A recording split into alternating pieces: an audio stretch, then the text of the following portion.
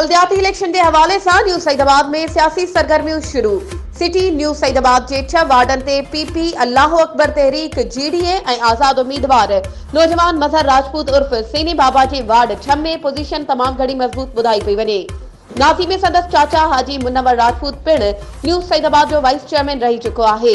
जैसे कमन के ॾिसी करे सईदाबाद की सब खां वॾे वोट रखंदड़ वार्डन में बिन सगन सोटरन जो सख्त मुकाबले जा इम्कान बुधाया पे वञनि।